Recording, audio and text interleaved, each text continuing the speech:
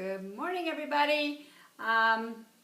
Today we want to talk a little bit about sleep and how it affects your weight loss. Now, some of you may have already heard me talk about this in some of the other emails that you got prior to you starting your weight loss. I sent this out to a number of people. But just in case you haven't, I want to just review some things and some simple remedies if you're not sleeping. But I do want to probably mention that a lot of you are probably saying, oh my goodness, I'm sleeping better than ever. That's awesome. That's actually the best remedy is to, cleanse your body, get rid of some toxins, get some of your hormonal balances back into balance by doing this program. And that's a huge thing I hear is how well people sleep. But for the rest of you that are still having a little bit of trouble, I just want to review, and also for all of you, even for future, you need to know that how important good sleep is. And those people who are bragging that they only need 4 or 5 hours of sleep, I don't know. I beg to differ if that's a great thing or not, because there's so many wonderful things that happen when you're in a deep sleep and that you get enough sleep. And that is actually, when you're not sleeping, overall your metabolism does suffer because you do a lot of the fat metabolism while you're sleeping, believe it or not. So the longer you sleep, some people will find the longer they sleep, the more weight they lose. And so that's definitely, there is a correlation on that. But if you're not getting enough sleep, there are definitely some negative side effects because you are then, it increases your stress hormone called cortisol. A lot of you have heard of that before. Cortisol levels that are really high in the middle of the night will always wake you up at a certain time, and you have no idea why. Well, the cortisol levels really regulate your sleep patterns, and your cortisol levels are raised because of stresses in your life, and it can be everything from bad diet to just work stress, home stress, just a lot of different things. And so when your cortisol levels are high, you cannot sleep very well. Cortisol actually interferes with our ability to metabolize carbohydrates.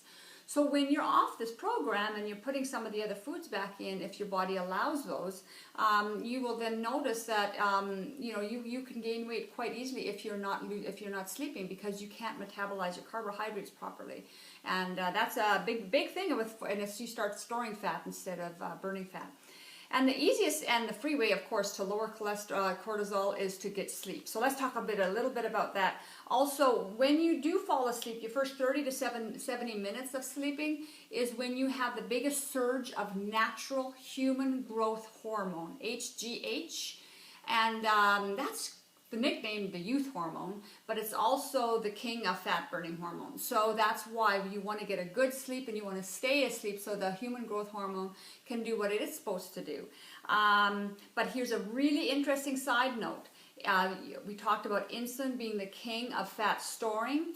The insulin hormone is the king of fat storing. Human growth hormone is the king of fat burning. But when the two meet, insulin always overrides the HGH, which is the fat burning.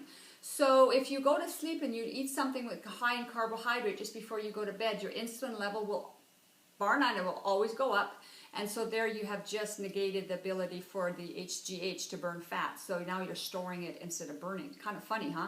But so for those of you on the protocol who are having, let's say, the breadsticks or the Melba toast or the grissini sticks, you may want to not have those before you go to bed, okay? Because that's really your only, besides the fruit, which is metabolized a little bit differently, the breadstick or grissini is really your only carbohydrate that you're taking in from a grain, and so that will raise your insulin level. So you may want to consider not having that. Maybe have a bite of protein before you go to bed instead of that, okay? And then, so bottom line really is when you're sleeping is when your body heals. So, and if you can get 8 hours, you are golden. A little bit more, you're even better off. But that should be your goal. And again, don't be bragging that you only need 4 hours of sleep because there are going to be issues when you do that.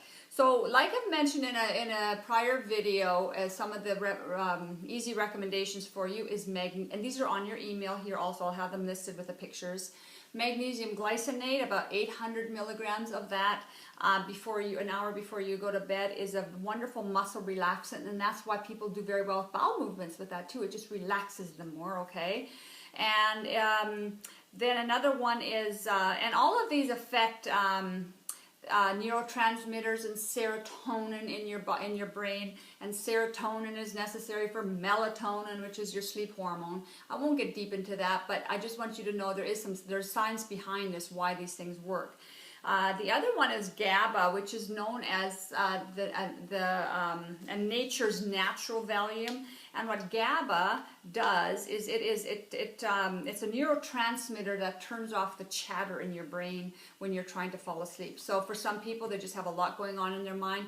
You don't want to be taking Valium, but here is a GABA that is a natural neurotransmitter that your body produces, and you can just supplement yourself with that a little bit. And then there's an amino acid called 5-HTP, which will be again on your video, on your email here.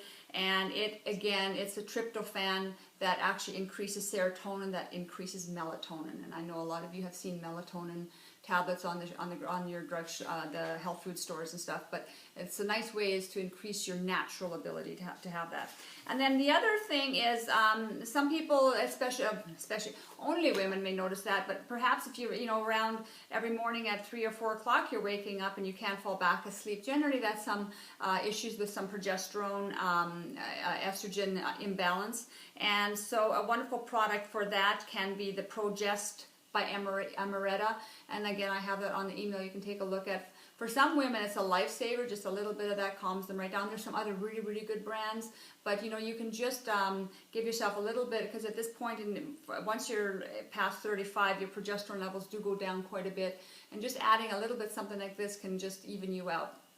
And then you can see how you feel and dictate as to how much you want to, if you want to do it once or twice a day, okay? But I want to say again, interestingly, so many people report back to me within a couple of weeks, of 2 to 3 weeks of doing the program, that they sleep so much better. And it is the cleansing process that is so amazing, and also just the depletion of the toxicity that's building up in your fat cells, including estrogen toxicity.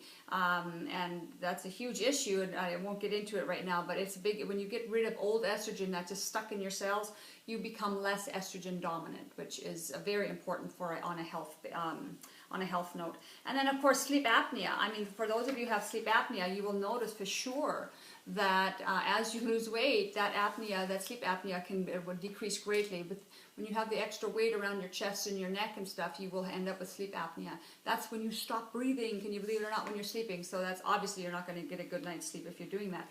And some of you don't even know you're doing that. You're just always tired when you wake up. So anyways, I hope some of these natural things help you out. If you have any questions, definitely send us an email. But go have a great day today, and then have a great night's sleep tonight. Okay, talk to you later.